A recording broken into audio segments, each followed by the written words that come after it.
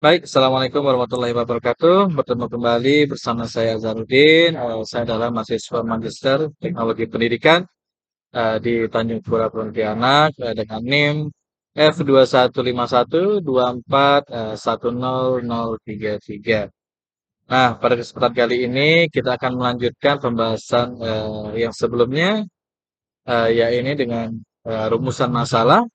Apakah ada perbedaan atau terdapat perbedaan yang signifikan pada digital literasi mahasiswa Prodi IPS FI Untar tahun pelajaran 2022-2023 yang mempunyai latar belakang ekonomi mampu, sedang, dan prasejahtera dengan HO atau H0-nya, tidak ada perbedaan yang signifikan pada digital literasi mahasiswa yang mempunyai latar belakang ekonomi mampu, sedang, dan prasejahtera, dan HA-nya adalah ada atau terdapat perbedaan yang signifikan pada digital literasi mahasiswa Prodi IPS F. Kifuntan tahun pelajaran 2022-2023 yang mempunyai latar belakang ekonomi kategori mampu, sedang, dan prasejahtera. Nah, kita masuk atau kita buka SPSS kita.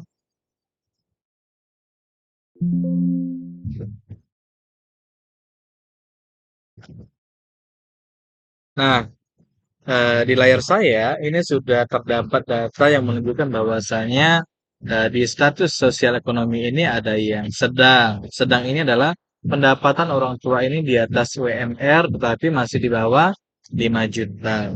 Nah, kalau kita lihat yang prasejahtera, ini pendapatannya masih di bawah UMR ya, masih di bawah 2,5 juta per bulan. Dan sedangkan yang mampu ini pendapatan itu sudah di atas 5 juta per bulan. Oke, sebelum kita menguji dengan menggunakan uji one way ANOVA, kita lihat dahulu apakah data yang kita olah ini berdistribusi normal atau tidak. Sama seperti perlakuan yang biasa, kita masuk ke analyze, ya. Setelah itu kita masuk ke descriptive statistik, kemudian pilih yang explore. Nah, ini kita kembalikan dahulu. Nah, kita lihat nih, apakah datanya terdistribusi normal atau tidak. Yang pertama kita butuh totalnya. Nah, di pendant listnya kita masukkan yang total. Kemudian di faktor listnya, ya kita masukkan yang SSE. SSE ini adalah status sosial ekonomi mahasiswa. Nah, kita masukkan di sini. Ya, seperti biasa, kita pilih plot. Nah, yang di bagian deskriptifnya kita centang stem dan histogram. Nah, yang paling penting adalah kita ini mau uji normality. Jadi kita harus centang atau checklist normality plots with test. Kalau sudah, klik continue. Oke, mari Bapak Ibu kita cek perhatikan bersama. Nah, di sini di kolom test of normality. Syarat dari data itu berdistribusi normal atau tidak adalah ketika nilai signifikannya ini di Shapiro-Wilk nih, nilai signifikan ini adalah lebih besar dari 0,05. Sedangkan kita lihat data eh, status sosial ekonomi yang mampu ini sudah 0,6. Yang sedang juga begitu, dan prasejahtera juga begitu. Artinya data yang kita olah ini sudah berdistribusi normal. Boleh kita kopikan ke Word. Nah, seperti ini. Kemudian langkah selanjutnya adalah kita menggunakan uji one way ANOVA.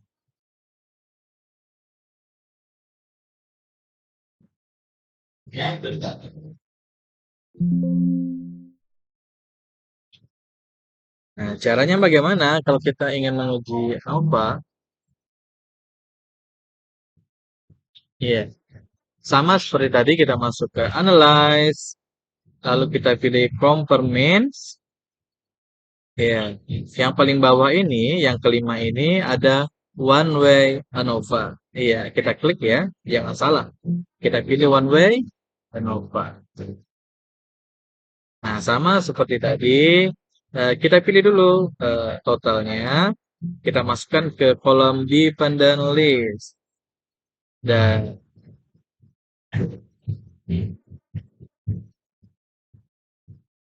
oke, jika sudah,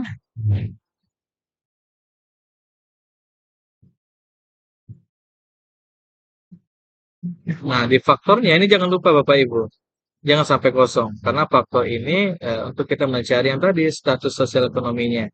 Jadi kita cari yang SSA ini. Nah, ini status sosial ekonomi mahasiswa. Kita pilih yang faktor. Ya. Boleh juga kita langsung pilih yang post hoc-nya. Nah, ini kita asumsikan bahwasanya memang data ini sudah homogen ya Bapak Ibu ya. Jadi sudah distribusi normal dan sudah homogen. Nah, tinggal kita checklist yang di LCD ini ya. Nah, ini yang homogen. Jika memang datanya tidak homogen, artinya kita masuk di menu yang equal varian. Nah, karena kita asumsikan homogen, kita pilih yang LCD. Continue. Kemudian terakhir, oke. Nah, ini hasilnya Bapak Ibu. Nah, yang pertama, eh, rumusnya adalah eh, jika signifikan ini di bawah 0,05 artinya terdapat perbedaan. Nah, kita lihat bahwasanya nilai signifikan yang kita dapatkan dari ANOVA ini adalah 0,01, artinya terdapat perbedaan. Oke, kita baca ini. Ini tabel post hoc test. Ya Bapak Ibu ya. Kita baca. Cara bacanya seperti apa? Begini. Pertama, ini adalah kolom SSA mahasiswa. Jadi status sosial ekonomi mahasiswa. Kita turun dulu ke yang mampu. Nah, mampu ke yang sedang, kita lihat ini. Mampu ke sedang ini signifikannya itu 0,882. Nah, rumusnya adalah eh, terdapat perbedaan apabila nilai signifikannya itu di bawah 0,05. Nah, karena mampu ke sedang ini 0,0882, berarti tidak ada perbedaan yang signifikan. Nah, kita lihat lagi. Mampu ke prasejahtera. Nah, mampu ke prasejahtera ini kita lihat nilai signifikannya 0,020. Artinya di bawah 0,05. Ya Bapak Ibu ya, artinya terdapat perbedaan yang signifikan. Kemudian kita lihat lagi yang sedang. Sedang ke mampu itu 0,882. Nah, artinya tidak ada perbedaan yang signifikan. Kemudian kita lihat sedang ke prasejahtera 0,001, artinya status sosial ekonomi mahasiswa yang sedang dengan yang prasejahtera ini terdapat perbedaan. Kita lihat lagi yang terakhir, prasejahtera ke mampu, ini 0,020 dan prasejahtera ke sedang itu 0,01. Artinya terdapat perbedaan. Kemudian kita copy saja Bapak Ibu tabel ini ke Word kita.